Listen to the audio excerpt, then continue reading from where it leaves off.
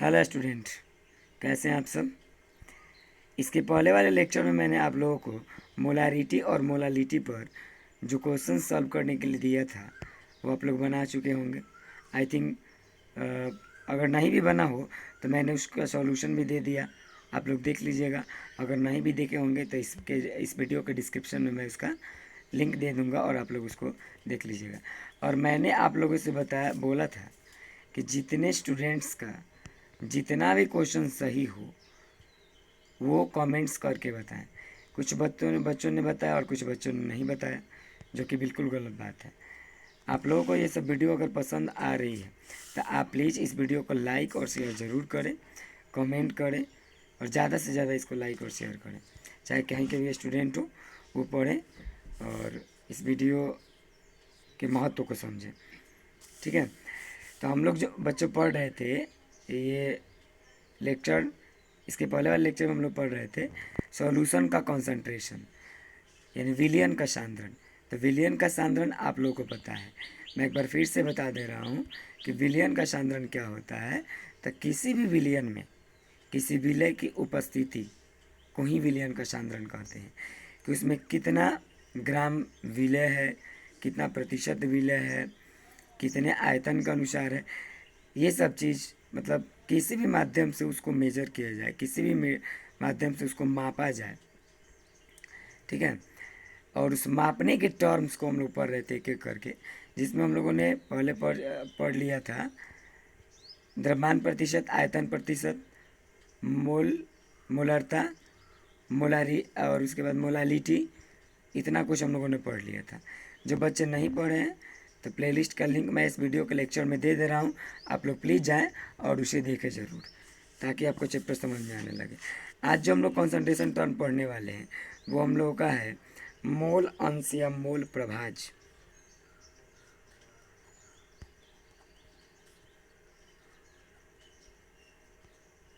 मोल अंश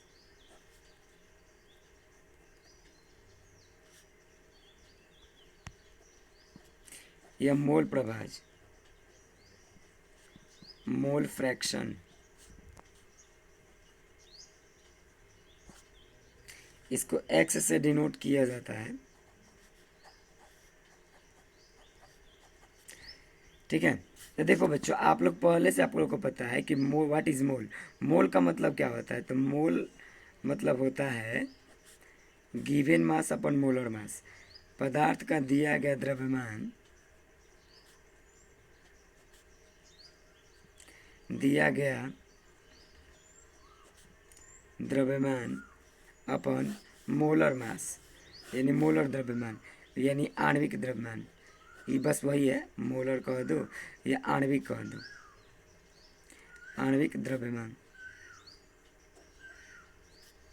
ठीक है, हम लोग पहले जानते हैं। देखो ये बहुत ही इम्पॉर्टेंट टॉपिक है, इसे एग्ज़ाम में क्वेश्चंस पूछे जाते हैं कंसंट्रेशन टर्म्स के अकॉर्डिंग। तो आप लोग इसको केयरफुल देखें और इसे शेयर और लाइक जरूर करें। चलिए तो शुरू करते हैं। क्या होता है मोल, तो मोल तो आप लोग को पता है, लेकिन ये क्वेश्चन पूछ रहा है कि मोल अंश। तो मोल अंश का मतलब क्या होता है। देखो बच्चों, जैसे मान लीजिए कि आपके पास यहाँ पे बहुत सारे किसी मेटर के पार्टिकल्स हैं, बहुत सारे पार्टिकल्स यहाँ पे दिख रहे हैं आपको। ठीक है, तो ये इनको इस पार्टिकल्स को यहाँ पे स्टोर करके रखा गया है, स्टोर करके रखा गया है। अब इसमें से ये जो स्टोर है इसी को बोलते हैं मोल।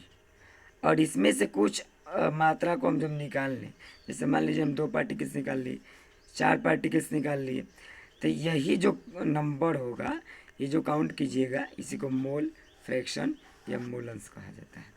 क्लियर। मोल का मतलब भंडार या अंबार या समूह होता है, और उसी में से कुछ मात्रा निकाल लेना ही मोल अंश कहलाता है। ठीक है, तो अब मोल अंश की परिभाषा को हम लोग लिखते हैं। यहाँ से आप लोग हेडिंग डाल लीजिए और लिखेंगे कि सिविलियन में विलय या विलायक, विलय या विलायक का मोल अंश किसी विलयन में विलेय या विलायक का मोल अंश उस विलयन के मोल का अनुपात होता है। उस विलयन के मोल का अनुपात होता है। कुछ वर्ड्स हम लोग यहाँ पे पहले लिख लेते हैं जिससे समझने में प्रॉब्लम नहीं होगी। ये कीवर्ड्स हैं, जैसे मान लो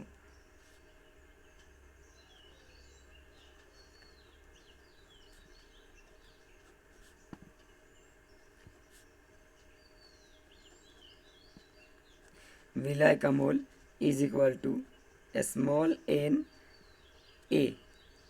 ए माने तो हम लोग विलय को, ठीक है। मोल्स ऑफ सॉल्यूट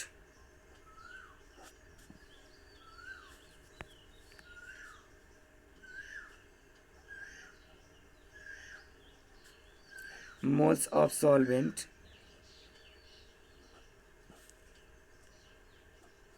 इसको हिंदी में कहते हैं विलायक का मोल। इसको क्या मानेंगे हम लोग, एन स्मॉल एन बी, ठीक है। चलिए फिर तो आगे बढ़ते, इतना कुछ समझ गए आप लोग, बहुत अच्छा। और बोल दे मोल फ्रैक्शन ऑफ सॉल्यूट या विलय का मोल अंश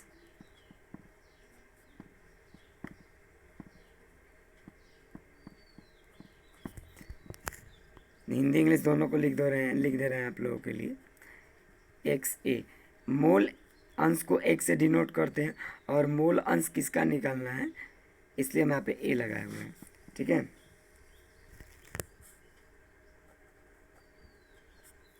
माना कि लेट मतलब मोल्स ऑफ या मोल फ्रैक्शन ऑफ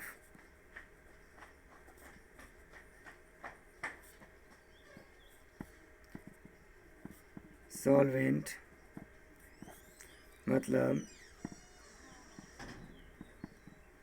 विलायक का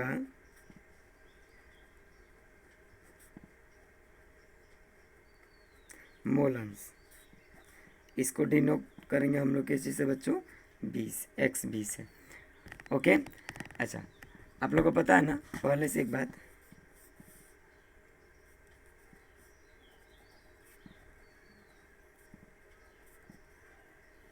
वी नो दैट क्या X A plus X B is equal to total moles of solution X A. अब क्योंकि आपको पता ही है किसी सॉल्यूशन में दो चीज़ होते हैं, एक विलेय होता है और एक विलायक होता है। यानी आप सॉल्वेंट और सॉल्यूट के मोल को जब ऐड कर लोगे तो आपको total mole fraction of solution निकल जाएगा।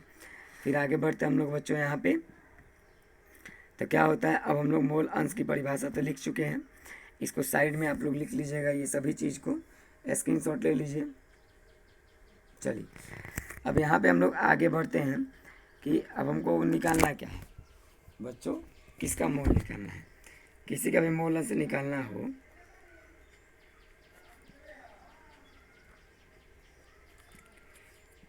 जैसे मोल अंश आपको निकालना हो, किसी भी चीज़ का मोल अंश निकालना हो, विलय का या विलायक का, किसी भी चीज़ का मोल अंश निकालना हो तो क्या करोगे आप, तो मोल अंश निकालने के लिए आपको अभी डेफिनेशन के अकॉर्डिंग बताया है कि विलय या विलायक का मोल अंश उसके विलयन के, उस विलयन में उपस्थित संपूर्ण मोल अंश का अनुपात होता है, यही ना बात बोला है, अनुपात मतलब रेशियो यानी बटा।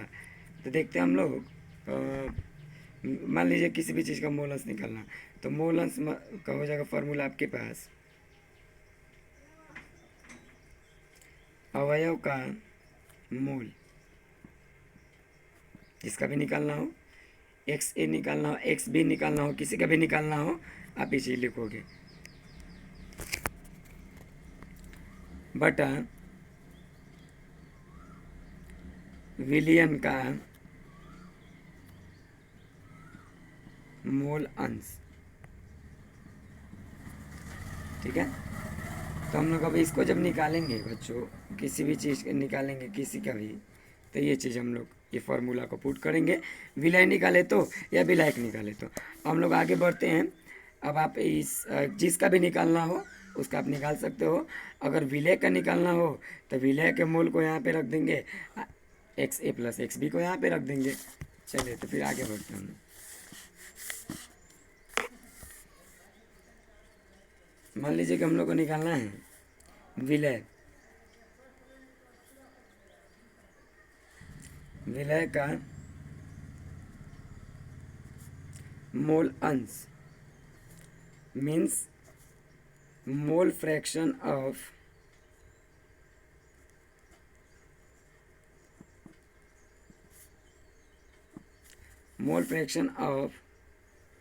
सॉल्यूट। तो क्या हो जाएगा बच्चों, आप इसको डिनोट कर लोगे एक्स ए से। चलो, x a is equal to, तो विलय का मोल अपॉन विलियन का मोल, बस सिंपल। इसको डिनोट करते आप लोग एन ए से, अभी पीछे देखे हो आप लोग, और इसको डिनोट करते हो n a plus n b. हाँ, विलियन का मोल, सॉरी यहाँ पे थोड़ा सा हम एक्स ए और एक्स बी लिख चुके हैं, आप इसे n a plus n b कर लो।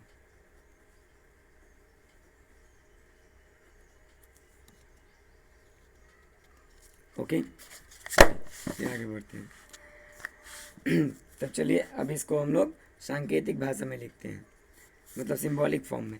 X a is equal to, अब ऊपर क्या हो जाएगा बच्चों, एन ए अपॉन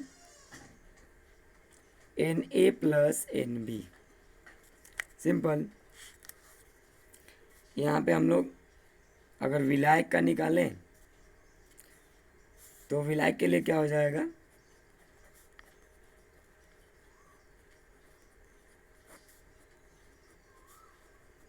मोल अंश, आप लोग अभी लिखे हो, विलायक को हम लोग डिनोट करते हैं बी से, और किसका मोल निकालना है तो मोल अंश को हम लोग एक्स से डिनोट कर दिए। X B is equal to, जिसका निकालना हो उसको ऊपर रख देंगे बच्चों, और जिस total moles of solution. Simple.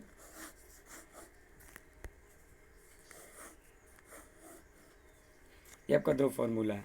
अब इसी पे हम लोग को क्वेश्चन सॉल्व करना है, आप लोग इसका स्क्रीनशॉट ले लो। चलो फिर आगे बढ़ते हैं। मान लीजिए कि आपसे क्वेश्चन दे दिया, एक न्यूमेरिकल लिख लीजिए आप लोग, जल्दी जल्दी जल्दी लिखिए। इसका न्यूमेरिकल जितना भी होगा मैं नेक्स्ट वीडियो में आप लोगों को दूंगा, लेकिन आप लोग इस वीडियो को लाइक, ज़्यादा से ज़्यादा लाइक और शेयर करें और कमेंट करें, और जो भी मैं क्वेश्चंस दूं आप लोग बना के ज़रूर मेरे को बताएं, ताकि मुझे पता चले कि हाँ मेरे वीडियो बनाने से आप लोगों को कुछ प्रॉफिट हो रहा है। अगर नहीं प्रॉफिट हो रहा होगा तो फिर मैं वीडियो क्यों बनाऊंगा। ठीक है, चलिए फिर आगे बढ़ते हैं। क्वेश्चन है कि सिविलियन में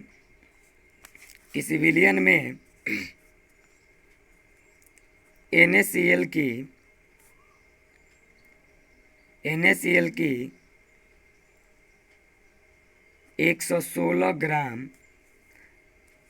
एवं जल की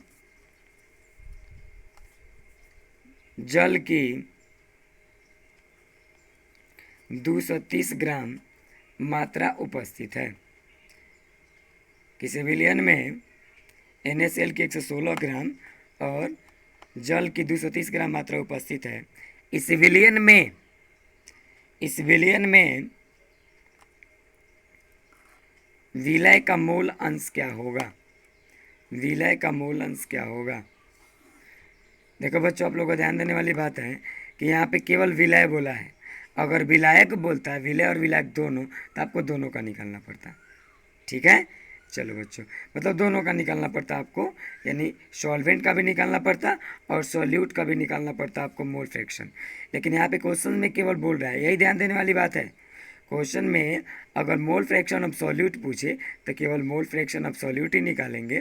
अगर दोनों पूछ दे, यानी ऐसे बोले कि विलियन का मोल अंश ज्ञात करें, यानी आपसे टोटल विलियन के बारे में पूछा है, इसके मोल अंश के बारे में पूछा है, तो कभी भी याद रखिएगा बच्चों कि विलय का मोल अंश प्लस विलय का मोल अंश इज इक्वल टू 1 होता है, क्योंकि बहुत सारे कंपोनेंट्स एक सॉल्यूशन में होते हैं। अब सबके मोल को जब ऐड करोगे तो एक ही ना सॉल्यूशन बनेगा, एक, तो उसको एक मान लिया जाता है। ओके, चलिए तो फिर आगे बढ़ते हैं। अगर आपसे सॉल्यूशन का पूछे तो आप दोनों का निकालोगे, पूरे विलयन का पूछे तो दोनों का निकाल लोगे, यानी विलय का भी और विलायक का भी। अगर केवल आपसे क्वेश्चन में कहे कि विलय का निकालो या विलायक का निकालो, तो आप उस हिसाब से क्वेश्चन को सॉल्व करोगे। आई होप आप लोग समझ गए होंगे, नहीं समझे होंगे तो फिर से रिपीट कर लीजिए वीडियो को। ठीक है, चलिए फिर आगे बढ़ते हैं। हम लोग क्वेश्चन के बनाते हैं इसको। तो क्वेश्चन क्या पूछा आपसे? विलय का मोल अंश। तो विलय का मोल अंश का फॉर्मूला आप लोग याद कर लीजिए। अब यहाँ पे देखें आप लोग, विलय का मोल अंश कैसे निकलता है, यहाँ पे हेडिंग है। चलिए तो फिर आगे बढ़ते हैं। X a is equal to n a upon n a plus n b, यही ना है। तो सबसे पहले बात है कि हमको एन ए निकालना है, तब एन बी निकलेगा, निकालेंगे तभी तो क्वेश्चन बनाएंगे हम लोग। तो सबसे पहले एन ए निकाल लो, ये एक्स है,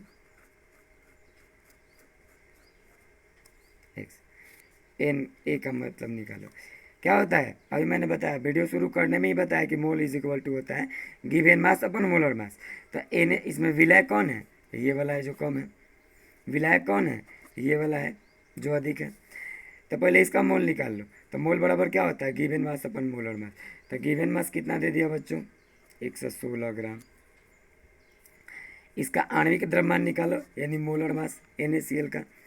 तो NaCl का द्रव्यमान निकालोगे तो सोडियम का हो जाएगा, एटॉमिक नंबर होता है 11, ये ऑड नंबर है इसलिए 2 से मल्टीप्लाई करके 1 ऐड कर देंगे तो इसका मास निकल जाएगा। जैसे कि मैंने पहले बताया, मोलिकुलर मास निकालने के लिए ट्रिक है वो 20 तक एटॉमिक नंबर के लिए वैसे ही फॉलो करेंगे हम लोग कि ऑड नंबर हो, अगर किसी एलिमेंट का एटॉमिक नंबर ऑड नंबर में दिया हो तो 2 से मल्टीप्लाई करके 1 ऐड कर देंगे तो उसका मास निकल जाएगा, एटॉमिक मास या मोलिकुलर मास। और इवन नंबर में दिया हो तो बस 2 से मल्टीप्लाई करके छोड़ देते हैं। तो चलिए, इसका होता कितना पे है कितना होता है बच्चों? इसका होता है 11 एटॉमिक नंबर होता है, ऑड नंबर है। इसको 2 से मल्टीप्लाई करके 1 ऐड कर देंगे तो 23 हो जाएगा। तो 23 हो गया। अब प्लस इसका एटॉमिक नंबर 17 होता है। देखो बच्चों, इसका एवरेज मास जो होता है ना, वो 35.5 होता है, 35.5 होता है। और मैंने क्वेश्चन में 35.5 यूज किया है, आप लोग देखे भी होंगे तो आप लोग को डाउट हो गया होगा कि सर ने गलती कर दिया। नहीं नहीं, इसका एवरेज मास हम लेके चलते हैं। आप इसको 35 भी लेके चलोगे तो राउंडिंग अप में ये गलत नहीं है, ठीक है ना। राउंडिंग अप जो 11th क्लास का फर्स्ट लेसन हम लोग को केमिस्ट्री में पढ़ना होता है, इसमें इस बात को क्लियर किया गया। 0.5 को आप 1 भी मान सकते हो या आप उसको 0 भी मान सकते हो, ये बात हमेशा क्लियर है, ठीक है। क्योंकि अब हम लोग उसको आगे बढ़ते हैं। तो इसको 35.5 ले लो या 35 ले लो।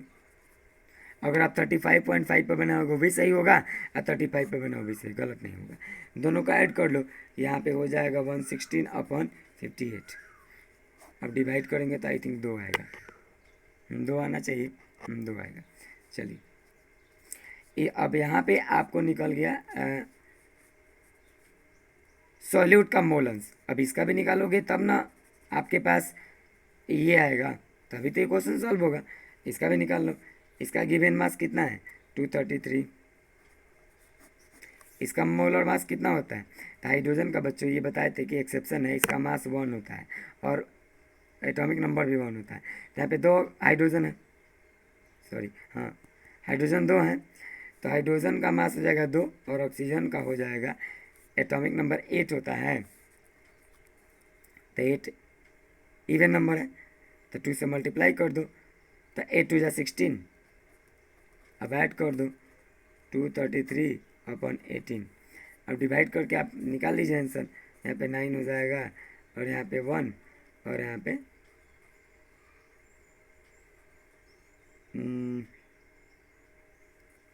1 5 हो जाएगा। अब यहाँ पे ये भी कैंसिल आउट हो सकता है, 3 से आप देख सकते हो, 3 3 से 9 नहीं हो पाएगा। अब डिवाइड कर लो 150/9,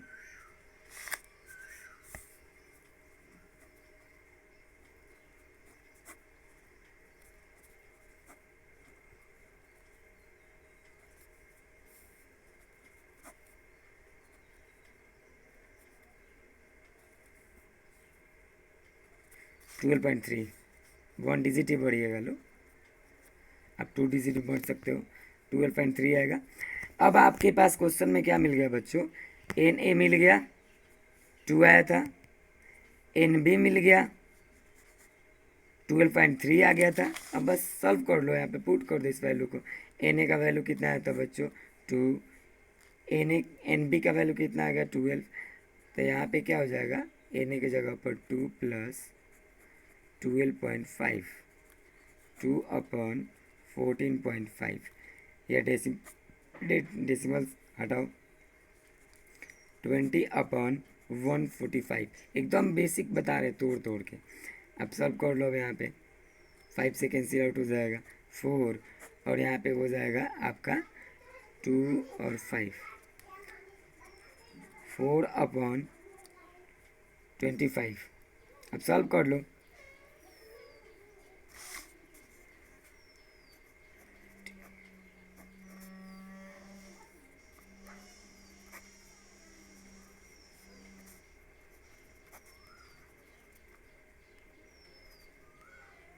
जीरो 0.12